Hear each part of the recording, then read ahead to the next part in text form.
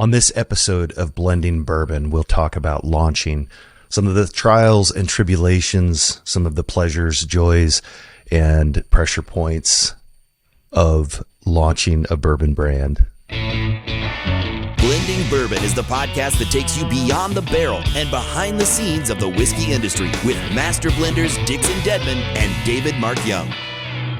Well, welcome back to another episode of Blending Bourbon, a podcast sponsored by Golden Sheaf, hosted by none other than the expert master blender and owner of Golden Sheaf himself, David Mark Young.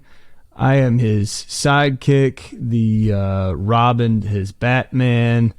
My name's Dixon Deadman, now of 2XO whiskey. We are putting another one of these in the can to get it out. And we've got some we're both kind of in the same boat right now to kind of talk about what part of this process we're both in. So how are you today? I'm good, Robin. Thank you. I'm Batman. Nice. Thanks for that introduction. Nice. Yeah. I couldn't resist. Very I'm good. nice. How are you? I'm good. I'm a little road weary at this point, and I just had a great.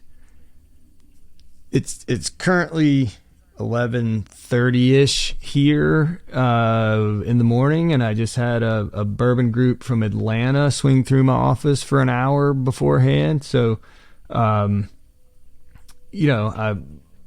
that kind of primed me for this episode. For a bourbon blending podcast, yeah, great group of folks from what I understand. How big of a group do you have come through?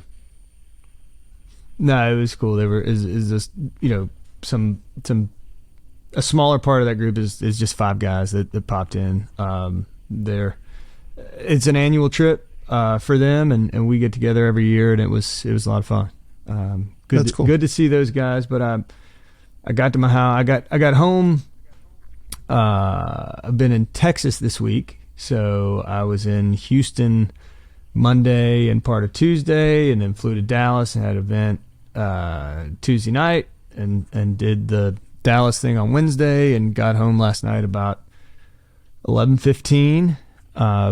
And it's a wonderful reprieve. I don't go out again until next Tuesday, so I get to sleep in my own bed for like 5 nights.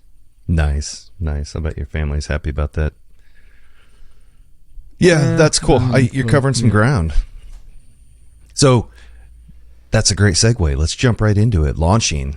I'm going through a launch myself. Similar, yeah, but different. Much smaller scale.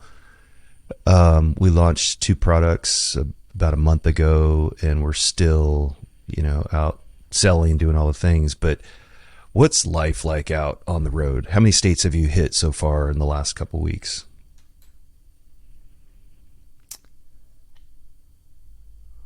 Somewhere in the 7 to 8 range. I've got travel through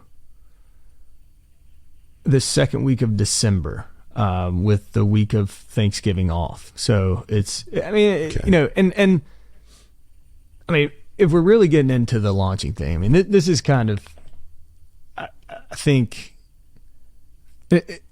it's actually something I feel like I haven't done this in a while. Like, it's been a couple of years since I launched something, and it's this, there's this buildup, right? So you spend, and you get this very, to me it's therapeutic, but I love it. I love the crafting, the blending, the development, and trying to create and that. And we've talked about it, like, you get there and you think you've got it, and then there's this crazy period of anxiety where, okay, what I've created in my little lab, what I've put together from my little sample bottles, what I've hashed and rehashed in terms of how many gallons I think are in this barrel versus this barrel, and how that's going to, you think you've nailed this blend. You're really happy. You got it right where you want it. And then, then the moment of truth is when you actually dump those barrels and put them together, and they bring you a sample, and you're like, yeah, because it's really it's nerve wracking. Like you put this together, and it's like, man, if this doesn't come out to be what I thought it was going to be, I mean, it's incredibly nerve wracking, and even it's funny. I had this conversation with a guy yesterday, I don't know, recently, and he was saying, Dixon, do you ever taste that thing right after they barrel it and freak out? And I was like, to be honest with you, I've learned that lesson. They dump these barrels together and they pull a sample and you taste it, and if you let that tank sit for another day and go back and taste it a second time, they marry, they mingle, they chill out, and right. But there's a lot of anxiety that comes in that period, and so yeah. So you got it dumped. What's going through your head though? What's your worst fear in that moment? Well, I mean, I always know that I have the opportunity to say, okay, and I think this is where you earn your salt, right? Like, this is not exactly where I want it to be. What do I need to add? What do I need to do? What do I need, so, you have that luxury until the liquid actually goes in the bottle, right? I mean, you can kind of modify it, if you need to. And but it's still, it's a pain to do that. And honestly, I've never had to do that, but I guess that's always in your back pocket. But then, you talk about launching, and you go through production, and production's always a nightmare. It doesn't matter how many times you do it. The bottle's not filling right, labels aren't going on right, something's scratching something, right. something's, the closures aren't applying right, and that's, I don't know, that tends to be something that I don't mean to say let somebody else deal with, but like I can't. That's not your area of expertise. Yeah, let them. That regard. Yeah, yeah, and then so then you get product in a bottle, and then it's time. Then it's launch time, and launch time. You're out there with your product, sitting down with somebody. They're tasting it for the first time. People are tasting it for the first time. And okay, let me stop you. Let me stop you for a second. Put all yourself into it before we get too far. Yeah. Back up to the blending, marrying these big batches, all dumping all these barrels. Let's just put that into perspective for the listeners, viewers. You're in your lab, and you've got these 2-ounce samples, and this is good, your little eyedroppers with some bloop bloop, okay, and okay, here's our proof. This is what we want, right? This is the creation. This is and it's that big, or it's a bottle. And now you're talking about taking that and taking it to the scale, and the stress is you're dumping all these barrels, and I don't know if you're familiar with the flavor profile of every barrel, 100 barrels you've got lined up ready to go into this tank. And then you've got a volume of water, and it's it's a math equation, right? But to go from that scale, from that to the bigger scale, I get it. It's and I can't relate to the scale that you're at, but we're talking, dozen barrels, couple dozen barrels, and blending these things together. And yeah, it's, in my role, I kind of thought of myself as like the orchestrator, the conductor, right? You got all these different instruments playing. Okay, we're bringing it all together, and the worst fears are going through my head. So I want to slow everything down. Let's, double check, because my worst fear is that we're going to underproof it. We're going to, something like that. And then we've got to, so you stick to the plan. But yeah, it's a lot of stress. It's a lot of stress to think we're going from this. Well, the other thing is, it doesn't matter if it's 5 barrels or 100 barrels. I mean, yeah, when they're together, you can't say, oh, you know what?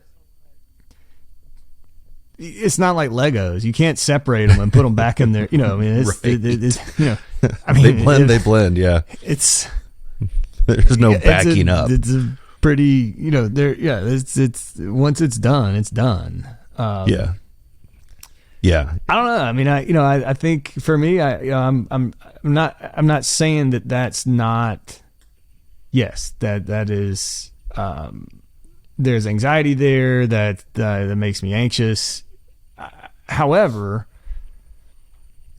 and this may be the kiss of death. I don't know, but you know, I feel like, you know, over 10, 12, however many years I've been doing it, like my system works. My, you know, the rudimentary math that I've figured out, you know, works. You know, I'm usually, you know, I'm there.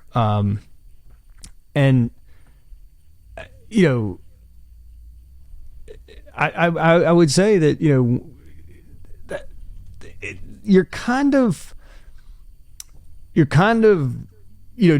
you're on your own. You're your own critic. You know, it's you're kind of, you don't have anybody else involved up to a certain point. And then once you put it together, once you put it in a bottle, and once you take it out, at that point, you know, you take it to people to taste, you take it to, you know, that's where, you know, all of a sudden you've got all of this outside opinion that's come, you know, I mean, you're hoping that everybody, you know, like I can be happy with my math, I can be happy with the blend, I can be happy with what I put together, but that launch, that taking it to market is a whole different level of anxiety. I mean, you know, you walk in that first room, whether it's a distributor or a retail account or you know, whatever, and you pour it for them, and it's like, well, what do you think? Yeah, let's see what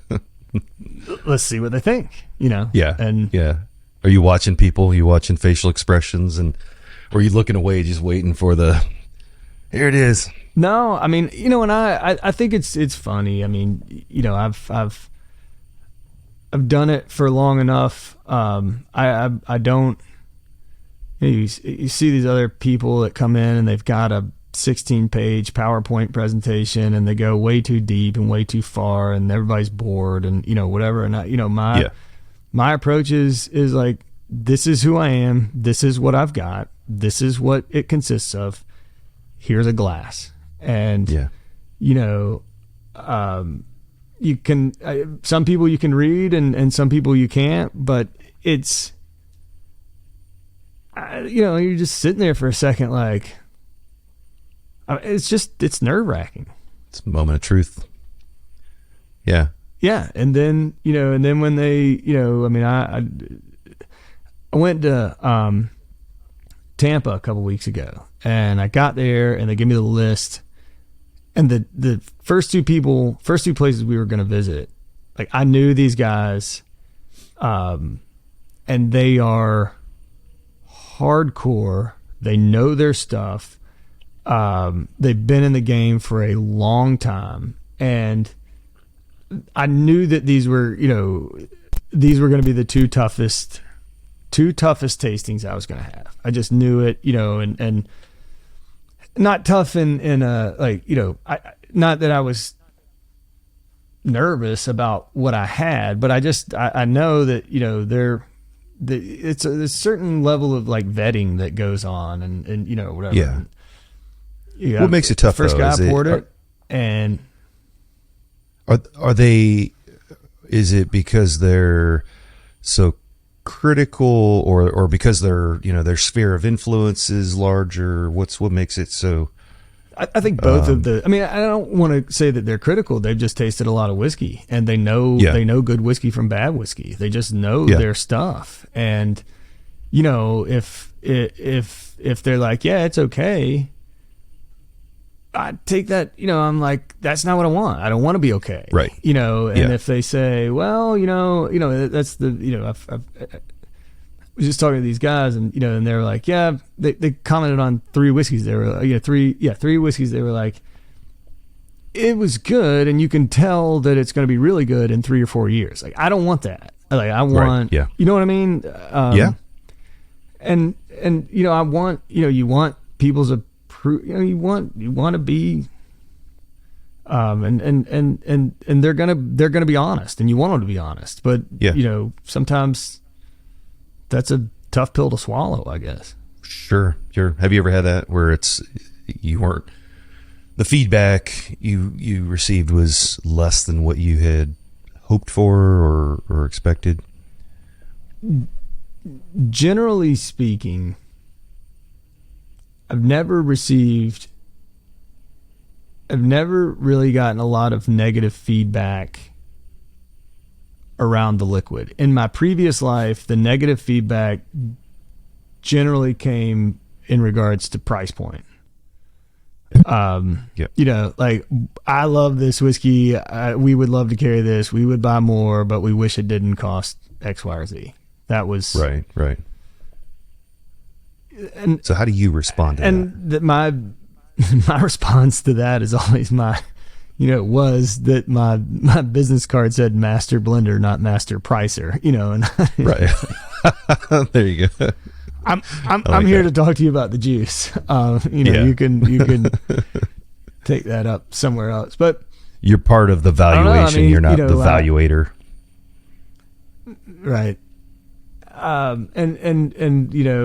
sat down with this guy in Tampa, and you can always tell when people are engaged because they don't talk.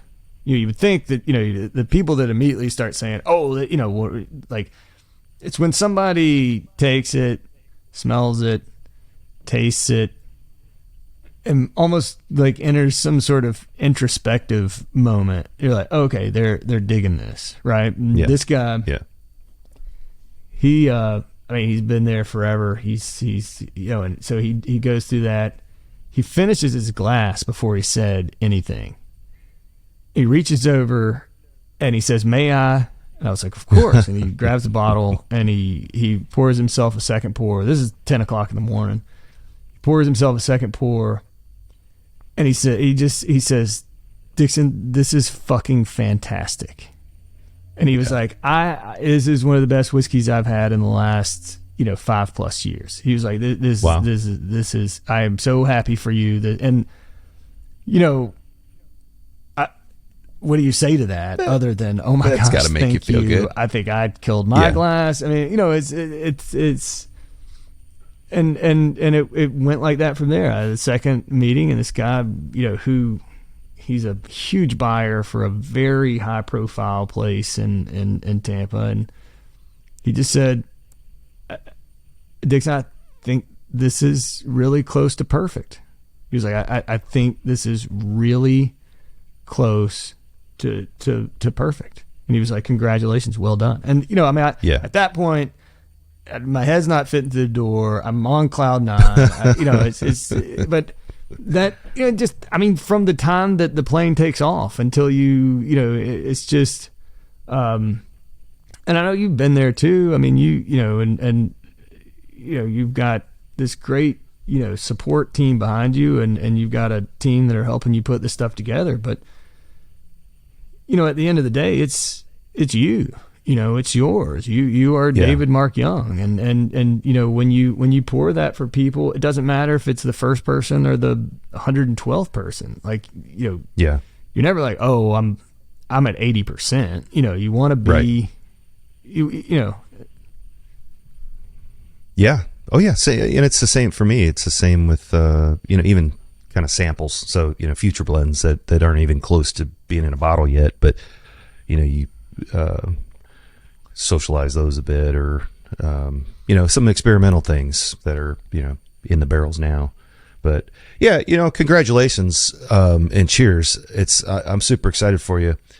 2XO launched in Omaha, Nebraska yesterday, or I guess in Nebraska, and it didn't last. It flew off the shelves, and I'm sure you saw some of that on social media. Everybody's really excited here.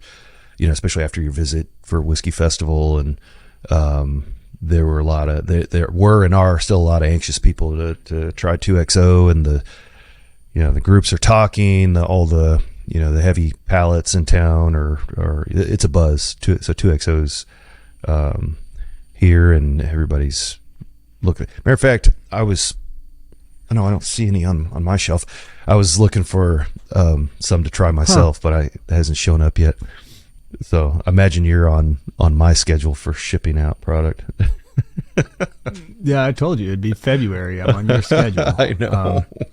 No, I mean it's incredible, and it's a fun. I think sometimes I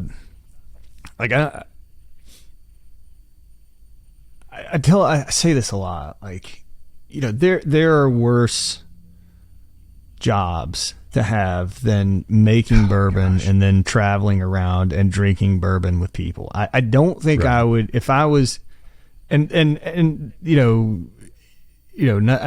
don't mean to make light of any of this. I mean, if I was a traveling brake pad salesman, I don't think I would, and I don't mean to, just like you don't, it's hard. It takes a toll. I wake up in the morning and have to try to remember, what city I'm in and where I'm going or what I'm doing, and the bourbon may have something to do with that, but it's the launch part is a lot of work. I mean, it's 10 or 11 weeks straight, on the road, and that's hard on a family, and that's hard on, and I'm blessed that my wife can keep things going or whatever. So it's hard, but I understand it. I appreciate the fact, and I'm very fortunate to be able to,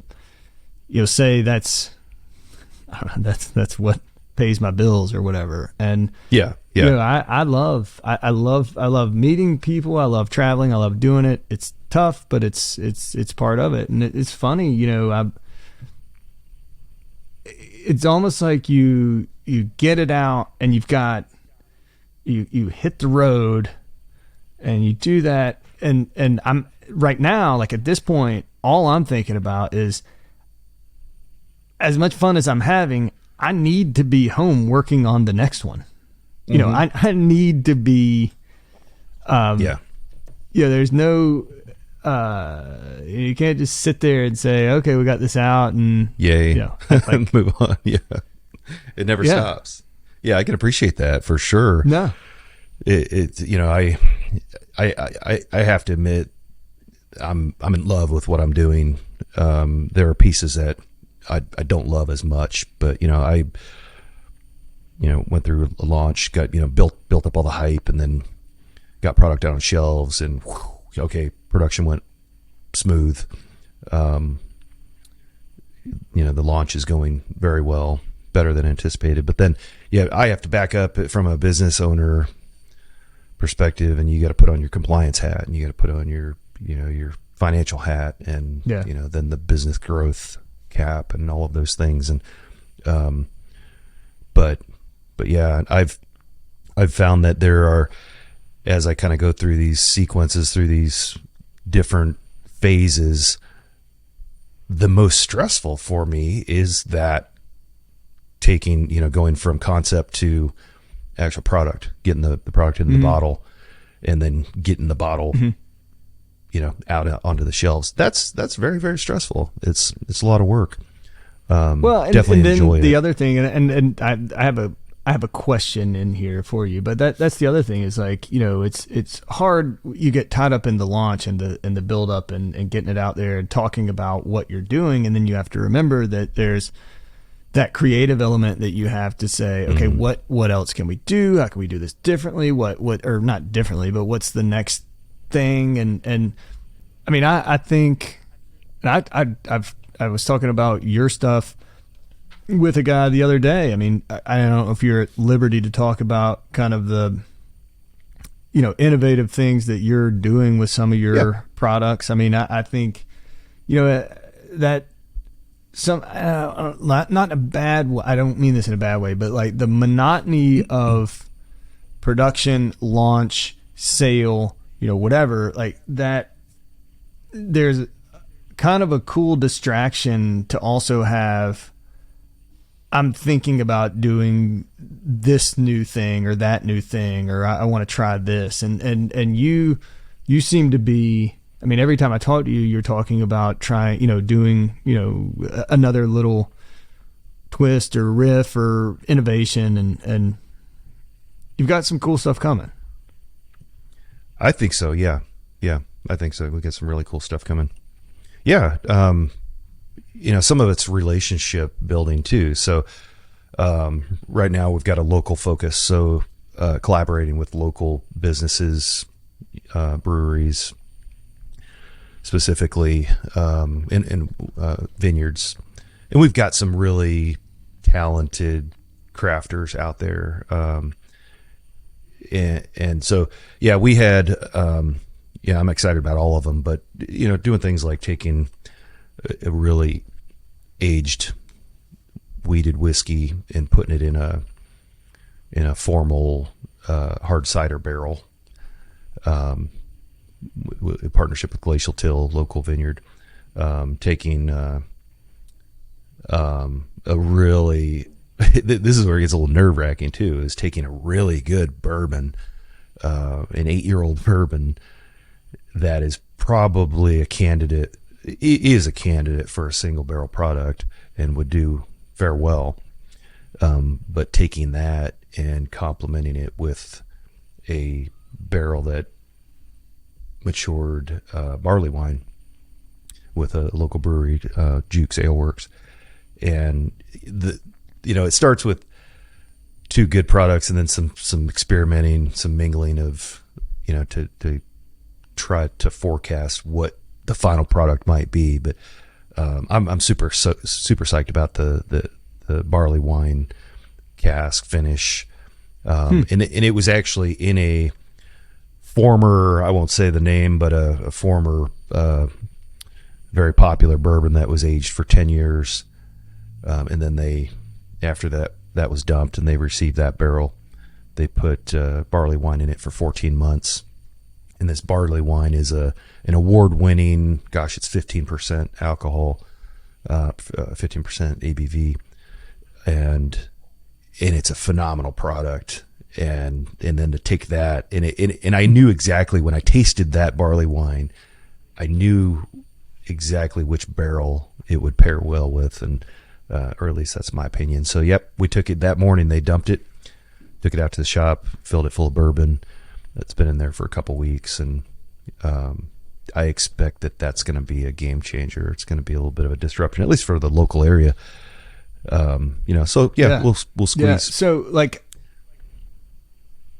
I want to tell you a little story, and then ask you, and then you have to answer this question, and then you're gonna make me cry again. We'll wrap it up for the day. No. But and if this gets edited, it's because I guess I'm not supposed to talk about this. But the question I have for you, because I think this would be fun, is like, what if there's something special, something cool that you've tasted recently, and I mentioned that I was talking about Golden Sheaf because I was on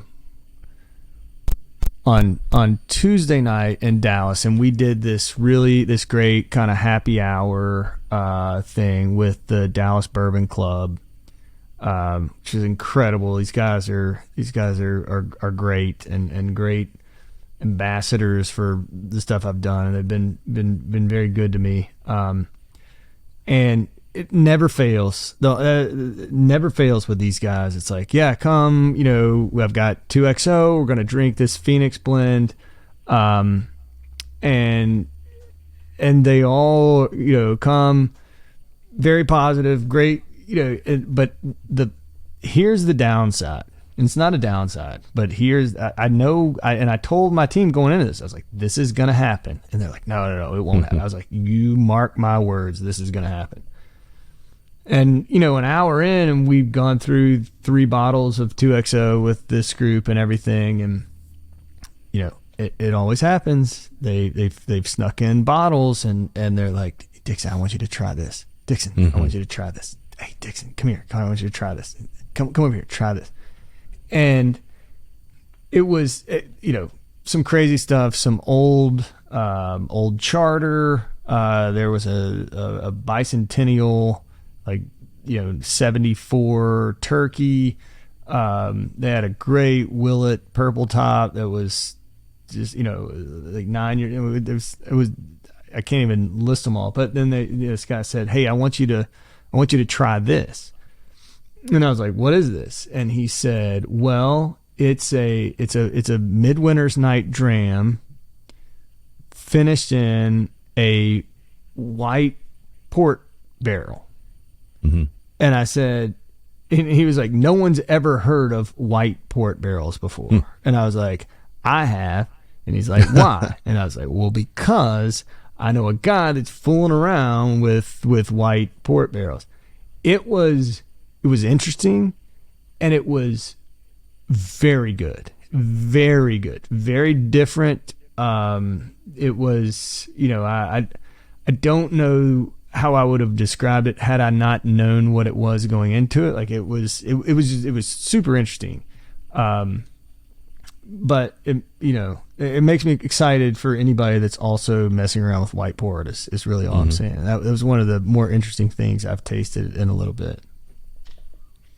So what you've had just typical or standard, finished in ruby port, right?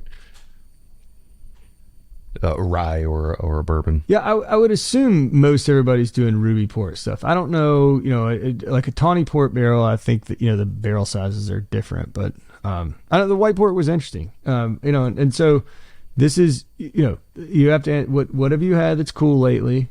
Anything outside of Golden Sheaf, and then.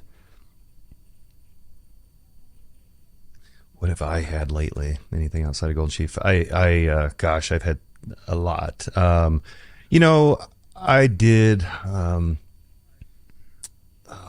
gosh, I'm trying to think. Unique. There's a Noble Oak just came out with a port finish, and it was good. I've had their just standard, I think, double oak. But yeah, somebody put that in front of me. What did I have? I wish I could remember the name. But anyway, the Noble Oak, I'll just say they did a good job. And I'm going to bring it right back to Golden Sheaf. You mentioned the white port finish, and we've got some rye in a port cask and some bourbon in a port cask, and those are about to come out and hit shelves here pretty soon. The thing about the port I look finishes forward to getting mine in about 6 months. That'd be great. You'll get some. So the thing about our port cask finish and a lot of these other finishes that we're doing is we're pushing the envelope. So the Noble Oak. Wait a minute. Let me stop you. Because let's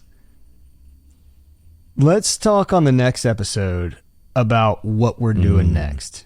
I like that. That's good. Yeah. How about that? Let's hold that. That means if you're interested in hearing that, then you have to come back. Yeah. Share, follow. Let's talk and come back. Yeah. All those things. All those things. Let's save that for another one. I like that. And Dixon talk Deadman. more about. Yeah. Because we can get into the, we've identified and we can talk about the entire 2XO series that we're launching next year and talk about all the cool, innovative things coming out of Golden Sheaf. So that's the next episode. How about that? Absolutely. Yeah. Yeah. So if you want to hear more, come back for the next episode, but we'll wrap this one up. I feel like this is a good place to leave it. Enjoy your time at home. I'm I know. I've got a honeydew list a mile long, so that's where I'm headed. Good. Same. Yeah. Enjoy some time off. Enjoy some time with the family. Sample some relax with some Golden Sheaf, because I know you have it now. And we'll see you next time. Sounds good. Thanks, man. Cheers, brother.